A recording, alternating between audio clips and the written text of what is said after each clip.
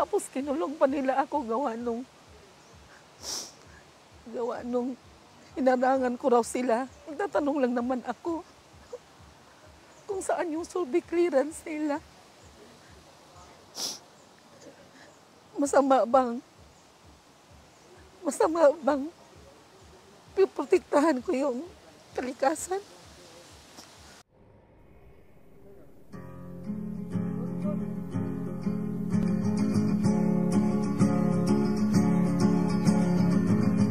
Sa Pangdako River, naggawa kami nung una ng resolution parte sa Ritsaneling project. Tapos, na-aprobahan doon sa LGU natin. Yun, ginawa namin ang validitation sa Pangdako. Nag-umpisa kami dito sa may Bukana hanggang doon sa upper stream. Hindi namin natapos kasi bigla na lang nawala yung budget, yung 48 million. Hindi namin alam kung saan yun napunta. Pero unsay connection na sa diri sa Bukana sa reclamation?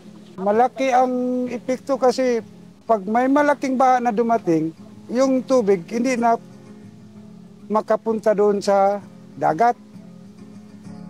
Yung ginawa nilang illegal reclamation doon na pinagtambakan ng mga coal-ash. Isod kayo kay ang baha punta dito sa mga kabalayan kasi mayroong illegal reclamation.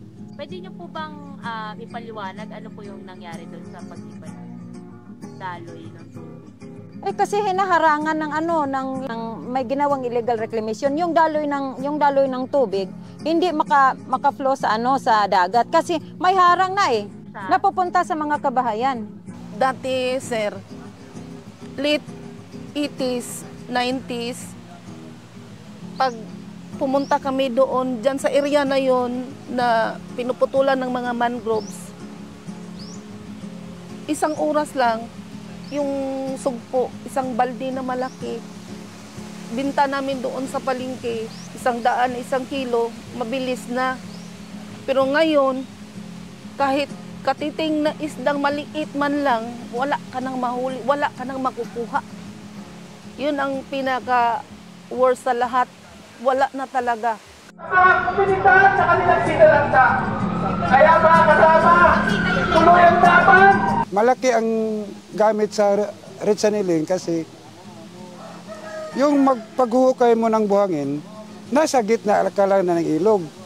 Yung nasa gilid, hindi na makukuha yun. So, hindi masisira yung mga lupa, yung mga farmland nga nandoon sa gilid. Ang gusto lang namin na matigil na yung mga planta na nagbubuga ng pollution para yung pinaplano namin na mga tanim doon sa gilid ng sapa, yung mga alternative na kabuhayan namin, hindi na maapektuhan. Lagi na lang kami hinaharas dito. Sabi ng DENR, huwag kayong maraming tanong kasi may isisi na May isisi na Sabi ko, pag mayroon, patingin. Wala naman. Kasi may na-involve na pera. Kumpleto kami, mayroon kaming footage, mayroon kaming mga dokumento. Kinuha pa nilang kabuhayan namin. Nagkasakit pang mga anak namin. Dapat, ma'am, itigil na lang talaga nila yan. Lumalaban kami kahit alam namin ang hirap. Mahirap talaga.